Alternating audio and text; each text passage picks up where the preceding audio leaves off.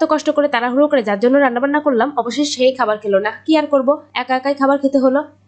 এখন সকালে 11:30টার মতন বাজে, আর আজকে হলো বৃহস্পতিবার। আমার স্নান করাও হয়ে গেছে। ওই বেশিরভাগ দিনই পূজা দেওয়ার পর ঠাকুরের বাসন টাসন আমি পরিষ্কার করে রাখি, কিন্তু গতকাল হলো সময়ও ছিল না, আর পরে মনেও ছিল না, করা হয়নি। তো ঠাকুরের বাসন পরিষ্কার করা হয়ে গেছে, এখন ফুল তুলে তারপর পূজা দিয়ে দেব।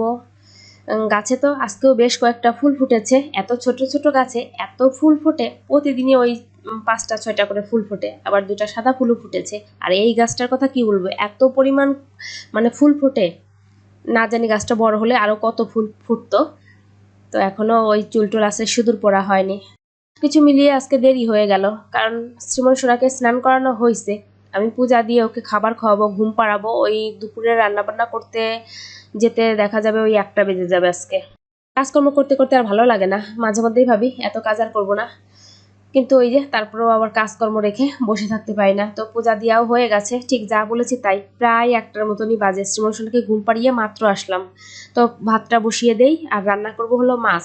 মাছটা পরিষ্কার করতে হবে, কাটতে হবে। যেদিন দেরি হয় সব কিছু মিলিয়েই দেরি হয়ে যায়। এই যে ছোট মাছ কাটতে হবে, আর এটা হলো পোয়া মাছ, আবার 2 পিস আছে হলো পোনা কি মাছ যেন ছিল, একসাথে নিয়ে আসছিল, তো তার 2 পিস আছে। তো সব মাছই রান্না করে নেব, আর ফ্রিজে মাছও নেই, বাজার করতে হবে শ্রীমন সোনার জন্য। এই তো আলাদা করে রান্নাও করা হয়ে গেল, ওই আলু আর মিষ্টি কুমড়া দিয়ে একটু তরকারি রান্না করে দিলাম, 1টা 2টা কাঁচামরিচ দিয়ে। এই মাছ ভাজতে ভাজতে শ্রীমনের পাপা ফোন করেছে যে রান্না হয়েছে। আমি বললাম যে না, সে আবার বলল 30 মিনিট লাগবে। আমি বললাম কেন, বাসায় আসবা? বললো হ্যাঁ। আমি বললাম ঠিক আছে, তাহলে আসো, তুমি আসতে আসতে হয়ে যাবে। তো এই কথা শোনার পর আমি ফোন রেখে একরকম তাড়াহুড়ো করেই রান্নাবান্না করতে লাগলাম। এর মাঝে ছোট মাছ কেটে ধুয়ে পরিষ্কার করে নিয়েছি, আবার শ্রীমন সোনা ঘুম থেকে এর মাঝে উঠে গেছে সে।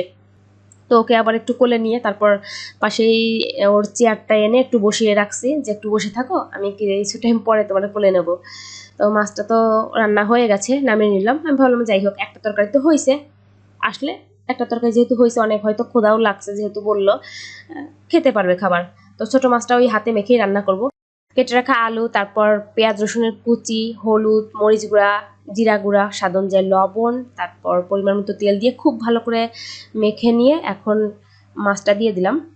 অনেকদিন ছোট মাছ খাওয়া হয় না, এই মাছটা অনেকদিন আগে আনা, কিন্তু আজ রান্না করি, কাল রান্না করি, মানে মাছ কাটার অলসতায় আর রান্না করা হয়নি। কয়েকটা কাঁচামরিচও দিয়ে দিলাম।